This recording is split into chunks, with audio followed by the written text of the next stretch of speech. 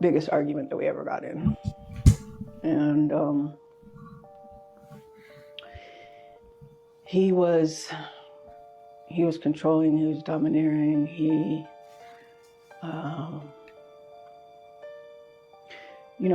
was manhandling me beforehand.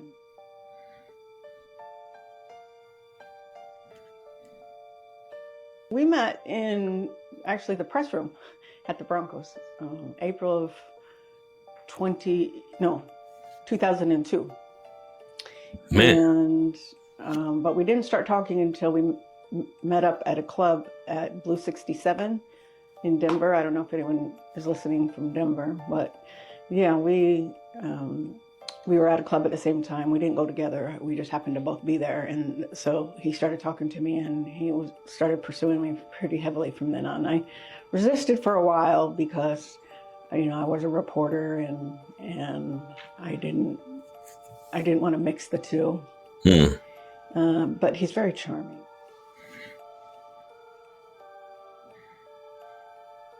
And we dated until the 2010 incident.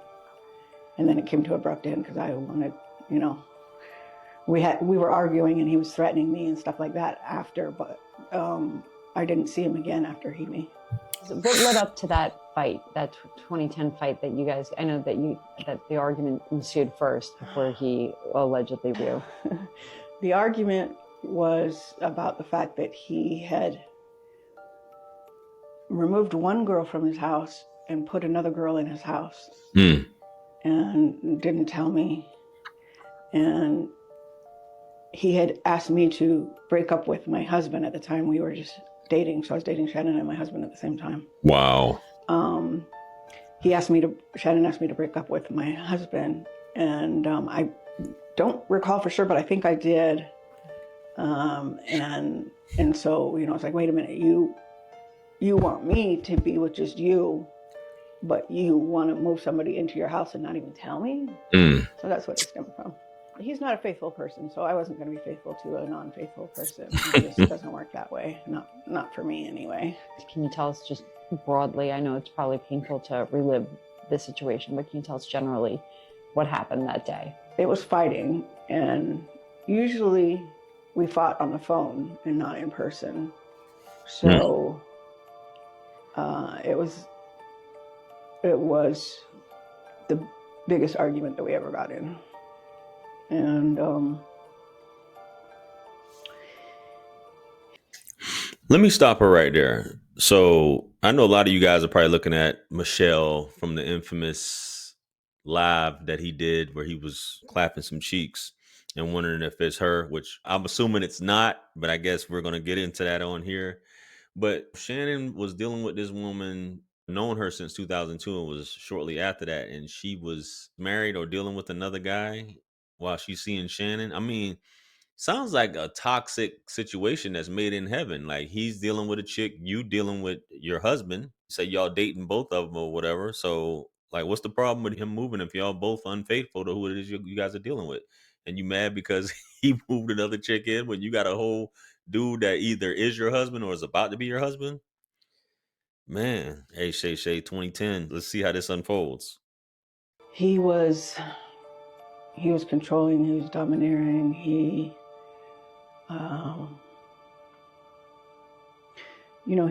was manhandling me beforehand, and he wanted to have sex, and I told him no. I told him no, because you gave it to somebody else. I didn't only tell him no, I told him why. And he wouldn't take no for an answer. So he overpowered me, put me to my knees, put his in my mouth. And after he got enough of that, he put me on the bed. And, this was all a struggle. So I had said no. And I said no, even though I was thinking that. And so it was the hardest. Yeah, this is too hard. I remember he got dressed and he knew what he did. And so, I just kind of escorted him out the door. And then I wasn't going to do anything about it. Sometimes when you're with the person for a long time, it's hard for you to realize that they're being the perpetrator, even though you know it, you don't want to admit it. And there's so much going through your mind. But then he started coming at me. If I tell anybody, he'll use everybody he knows to destroy me, which he basically has. And then he started making other threats against my life, threats. He just was so worried that it would get out, and I wasn't going to do anything. But when he kept calling me at work, and when he kept, just very aggressively behaving, and I could see it wasn't going to go away. I just can't see, and I'm just speaking from my perspective, and maybe she was in fear and all these different things, but I just can't see a black man pulling this off on a white woman. I'm not saying she's lying, but to this extent, I would be afraid as a black dude doing this, or calling her at work, harassing her, threatening her and stuff like that, man, knowing that what I did, they could put me away or even execute me for that. Nah, man. I don't know. This is crazy. This is crazy, man. And he said he was going to destroy me and he was going to kill me. And he told me he was watching me and all that. I just went and got a protective order. I'd had enough. And unfortunately, shortly after, he doxed me and my address got out.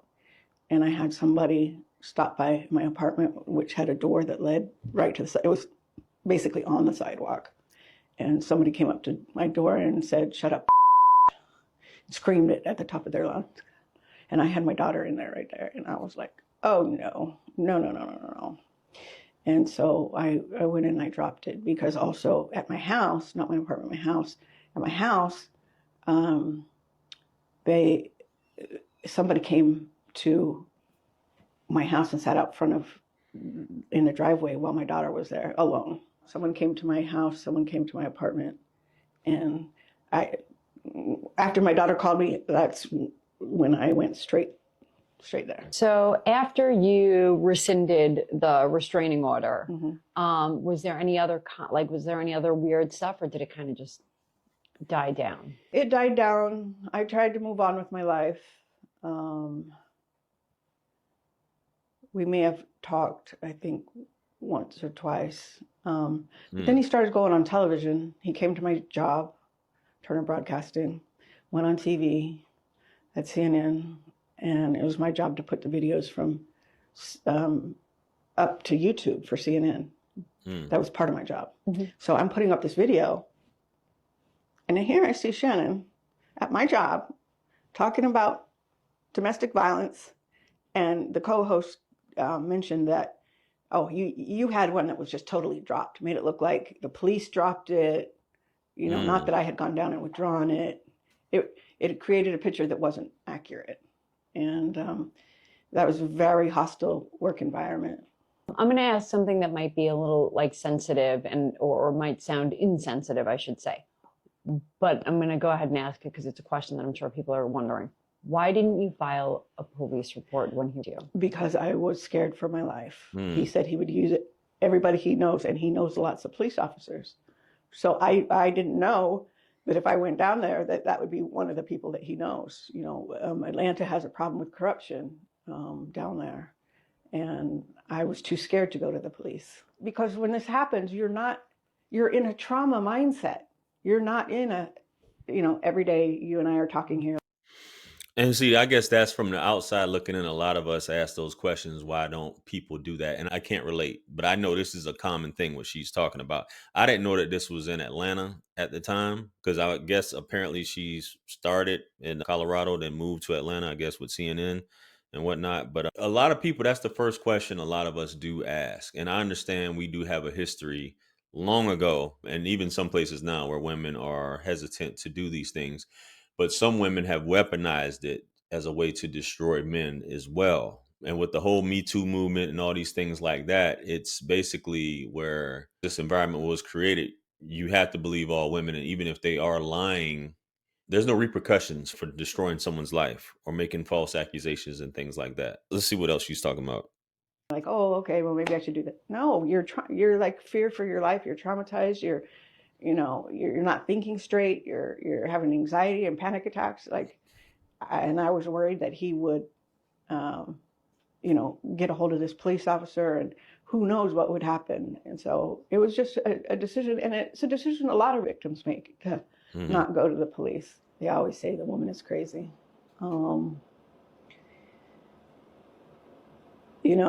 Hey, I might be at this point after everything I've dealt with. But back then, no. Definitely not crazy. And to see him paint me the way that he did, first off, I'm not somebody crawling out of the woodwork to talk about my connection with him like he insinuated in his statement. I've been out. I've been suing him. What's your message to his latest accuser, who's been doxing? What would you say to her if you can send a message to her? I pray for you. I have been there. I've been dealing with this for 15 years, so I know what you're going through. So this is quite a doozy here, guys. And I'm gathering from there, which we'll probably look up here, is she actually suing him as well at this point? Shannon, bro, like, I do believe if fellas do stuff like this, man, and I know there's a thin line sometimes, because at any time a woman can say no, even if you're in the throes of it, even if you guys are actually intimate and getting it in, like in the middle, mid-stroke, a woman can say no, and once you proceed, disconsider that. That's where we are with things right now. So, bro, I don't know, fellas. I don't know if it's a power thing for some dudes, but bro, it's too much buns out here to be losing your livelihood over this stuff. And not saying that, I mean, especially in these cases, but we'll see what happens with this. But what do you guys think about her story? Comment below. Like, share, comment, and subscribe. Much blessings and abundance. Stick around for the next videos. It's going to pop up on the screen below. That's where I'm going to see you guys at. It's your favorite everything. This is Wisdom. I'm the best. Let's run it up to 1 million. Quit playing with me. Peace.